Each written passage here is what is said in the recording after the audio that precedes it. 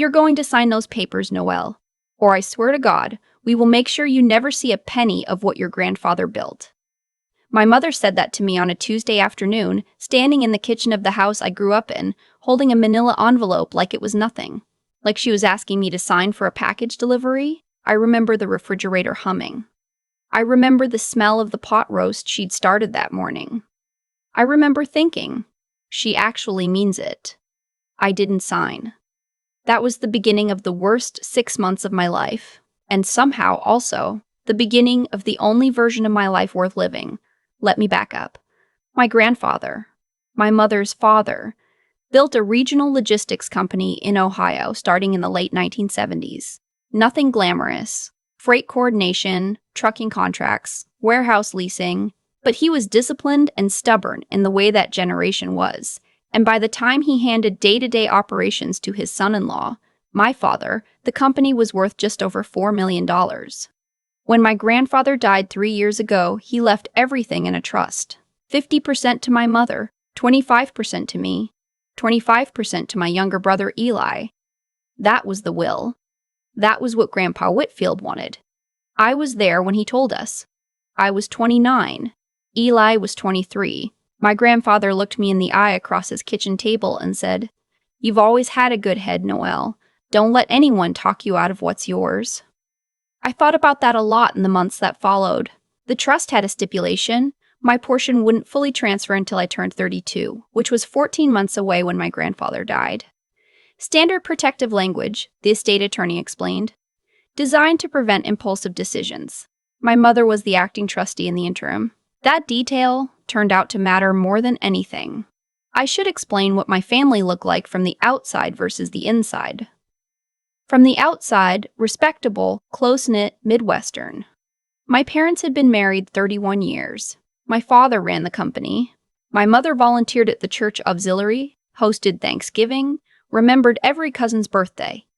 Eli was the charming one, the one who got away with everything growing up, the one my mother lit up around in a way she never quite lit up around me. I was the responsible one, the one who got good grades and didn't make problems and was told, repeatedly, that she should be grateful for how easy she had it. I was a forensic accountant. I'd been working for a mid-sized firm in Columbus for 6 years. I was good at my job. I noticed patterns. I didn't notice swing numbers didn't add up.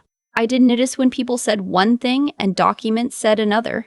I noticed, about 8 months after my grandfather's death, that the quarterly trust statements my mother sent me looked slightly different from the valuation reports I'd seen during the estate process. Not dramatically different. Just enough. I didn't say anything. Not yet. I made copies.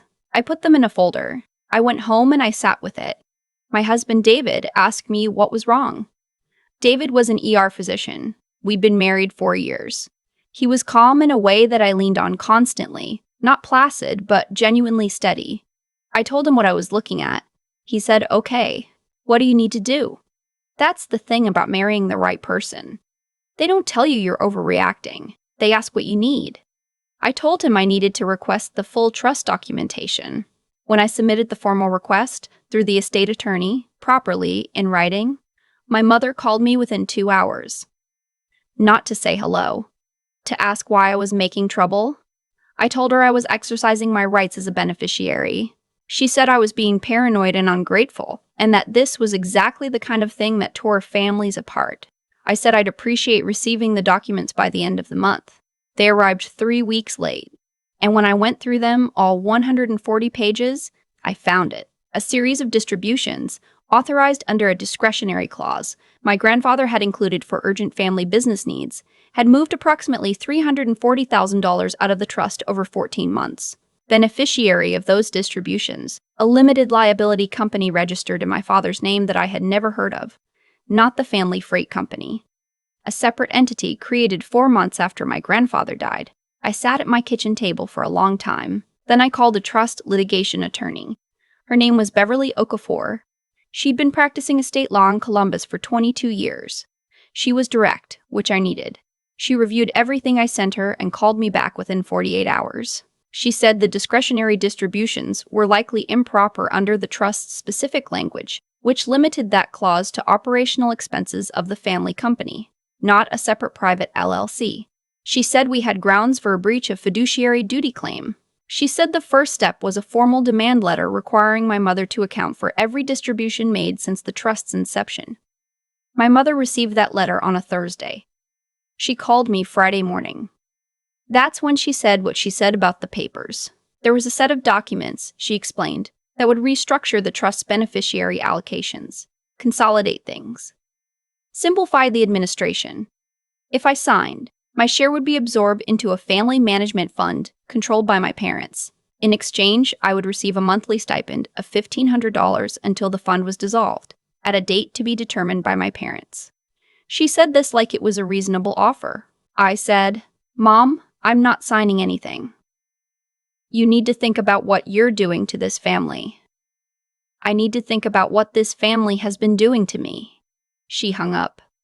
I want to be honest here about what the next few weeks felt like. Because it wasn't triumphant, it was awful. My father stopped returning my calls.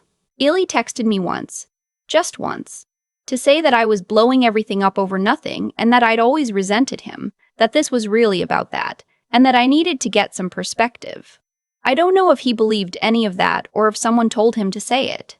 I did my sources that that's it, not out of anger, out of self-preservation.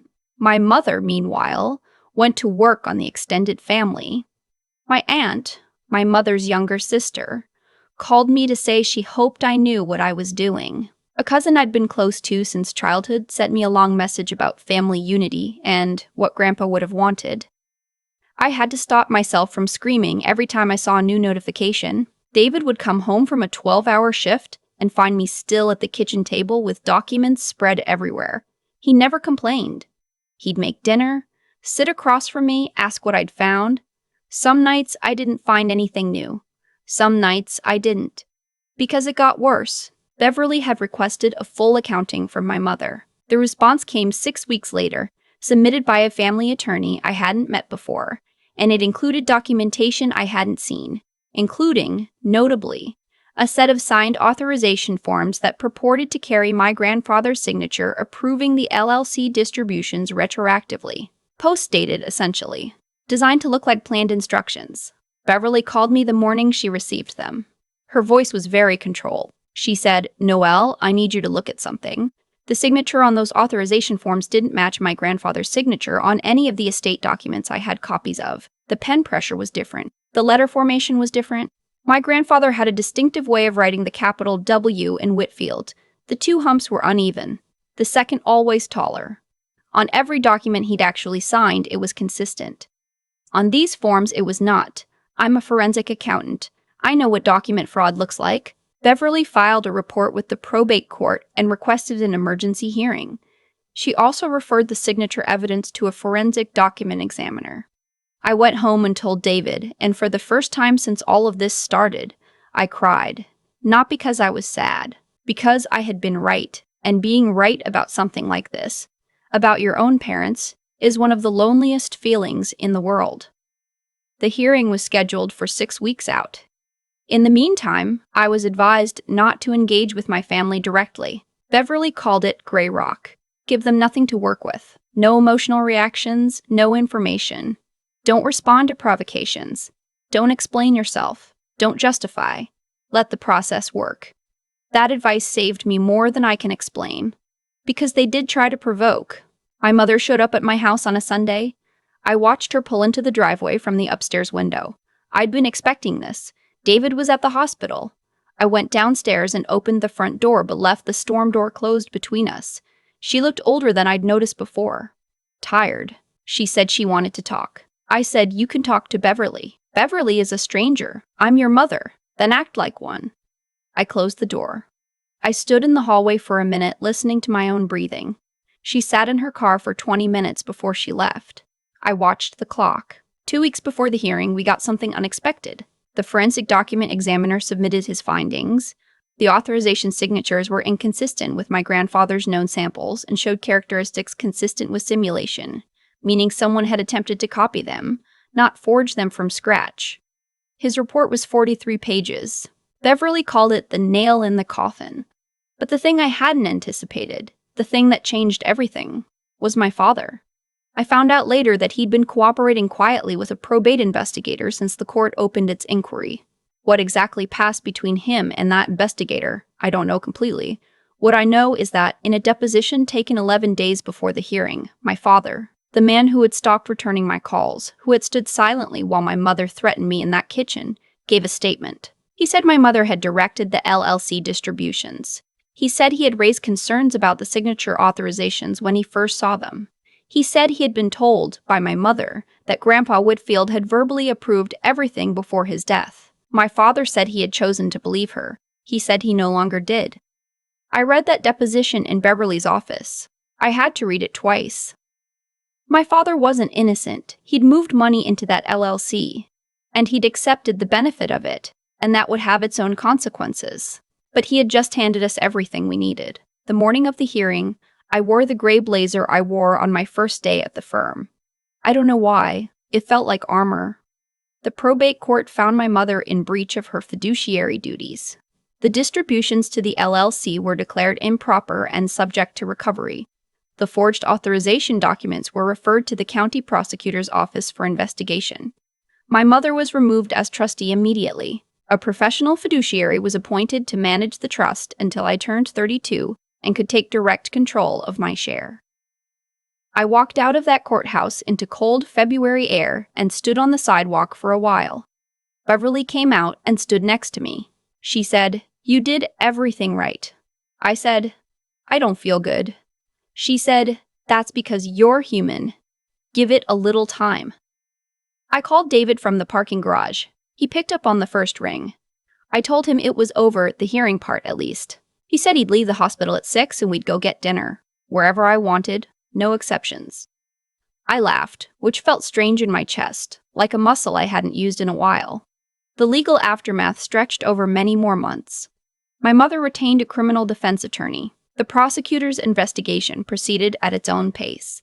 My father reached a civil settlement with the trust, agreeing to return the funds transferred to the LLC over a period of 5 years. Eli never contacted me, and I stopped waiting for him to. The extended family mostly went quiet. My aunt, the one who'd called about family unity, sent me a message about 4 months later, just to say she hoped I was okay. I wasn't sure what she wanted from that. I told her I was fine. I haven't heard from her since. What I didn't expect, and I want to say this because no one warned you, was the grief. Not grief for the family as it appeared, because that family hadn't existed for a long time, maybe never. Grief for the one I believed in. The Thanksgiving table. The phone calls on birthdays. The sense of being known by people who had known you since before you had language. I grieved for the lie, which is the strangest kind of grief, because it doesn't have a clear object. You're mourning something that was never real. David let me grieve. He didn't try to fix it or reframe it. He just sat in the room with me. There's a scene I keep coming back to. About 6 months after the hearing, when the trust had been restructured and the professional fiduciary was sending me regular statements and everything was procedurally in order, I was sitting at that same kitchen table where I'd first noticed the discrepancies. I had a cup of coffee. The morning light was coming through the window at an angle. David was still asleep. I thought about my grandfather, the way he'd looked at me across his kitchen table. You've always had a good head, Noelle. Don't let anyone talk you out of what's yours. He'd known, not specifically. He couldn't have anticipated the exact mechanics of what happened. But he'd known something about me, and something about the people around me, that I hadn't fully believed yet. He put 25% of everything he built into my hands, not as a gift, but as a message. I finally understood what he was telling me. I finished my coffee. I washed the mug. I went upstairs and got ready for work. Peace, it turns out, is not a feeling you arrive at all at once. It comes in small increments. A morning where you don't check your phone first thing looking for threatening messages. A Sunday where you make breakfast and read and don't think about deposition transcripts. A moment where you realize you haven't thought about any of it for 3 whole days. That's what I have now, 3 days at a time. Sometimes more. It's enough. There's something nobody tells you about standing up for yourself against your own family. the victory doesn't feel like winning. It feels like standing in a parking garage in February, calling your husband, trying to find words for something that doesn't have clean ones yet. I think about what actually happened here, not the legal part, but the human part. My mother made a choice, then another, then another. Each one small enough to justify in the moment, I imagine. A discretionary clause stretched a little too far. A signature traced rather than earned. A manila envelope handed across a kitchen counter like it was nothing. And my father made his own choices, quieter ones, the kind that come from telling yourself it's easier not to look directly at something. Eli made his. Every person in that story exercised their character, and their character produced exactly the life they deserve to live now. That's not religion. That's just how it works. What you do accumulates. It compounds, the same way money does, the same way debt does. My grandfather understood that. He built something real over decades of disciplined, unglamorous work.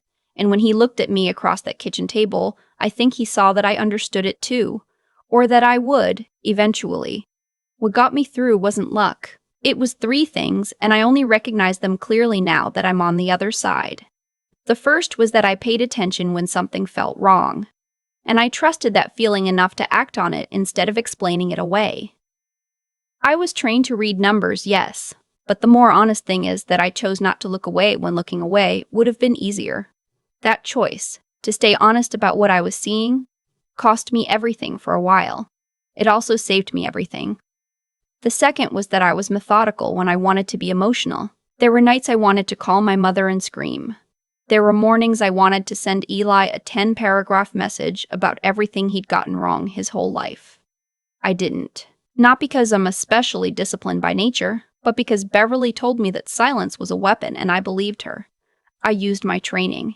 I built a case instead of a fight. Intelligence, in the end, isn't about being the smartest person in the room. It's about knowing which tool to pick up and when. The third was simpler and harder than either of those. I kept going when I wanted to stop. There were weeks when the grief was louder than the anger. When I missed the family I thought I had more than I hated what they'd done. I kept showing up to Beverly's office. I kept opening the documents. I kept doing the next thing, even when the next thing was just washing a coffee mug and going to bed. My grandfather left me 25% of what he built. But what he actually left me was a message. You have a good head. Use it. Don't let anyone take what's yours. I didn't. And that, more than the trust, more than the hearing, more than any of it, is what I'll carry forward.